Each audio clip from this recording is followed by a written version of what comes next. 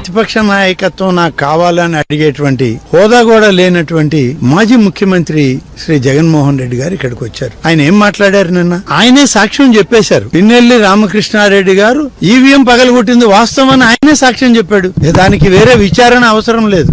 సాక్షాత్తు జగన్మోహన్ రెడ్డే సాక్షి కాబట్టి న్యాయస్థానాలు కూడా ఎటువంటి విచారణ లేకుండా చట్ట ప్రకారం ఆయన మీద చర్య తీసుకోవాల్సిన అవసరం ఉందనేదే ఇవాళ నేను అనుకునేటువంటి కార్యక్రమం. ఇది వ్యక్తిగతంగా నేను మాట్లాడుతా ఉన్నాను. ఈవీఎం పగలగొట్టింది వాస్తవమేనంటే సాక్ష్యమే కదా. జగన్మోహన్ రెడ్డి గారు ఆయన్ని పరామర్శించడానికి వచ్చాడా, లేకుంటే మరిన్ని కేసుల్లో ఆయన్ని దొరికిపోయే విధంగా ఈయనే సాక్ష్యం చెప్పడానికి వచ్చాడా నాకు అర్థం కాదు. వాళ్ళ పార్టీ నాయకులు ఎక్కడైనా ఇబ్బందుల్లో ఉన్నప్పుడు పరామర్శించడం అనేది పార్టీ నాయకులకి మామూలుగా అలవాటే. అది కానీ నిన్నటి జగన్మోహన్ రెడ్డి పర్యటన పిన్నెల్లి రామకృష్ణారెడ్డి నా పార్టీ వాడు తప్పు చేశాడు, ఆయన్ని చట్టపరంగా శిక్షించండి, న్యాయపరంగా కూడా శిక్షించండి సాక్ష్యం చెప్పే పోయాడు. అది ఆయన ఇక్కడికి వచ్చి ఆయన చెప్పినటువంటి మాట. కాబట్టి కనీసం పార్టీ నాయకత్వానికి కూడా విలువలు లేనటువంటి పరిస్థితుల్లో ఇవాళ ఈ రాష్ట్రంలో వైఎస్ఆర్సీపీ పార్టీ ఉంది, ఆ నాయకత్వం ఉంది. కాబట్టి భవిష్యత్తులో వైఎస్ఆర్సీపీ పార్టీ ఈ ఆంధ్రప్రదేశ్ లో మనుగడ సాధించలేదనేటువంటిది సుస్పష్టంగా నిన్న ఆయనే చెప్పిపోయాడు.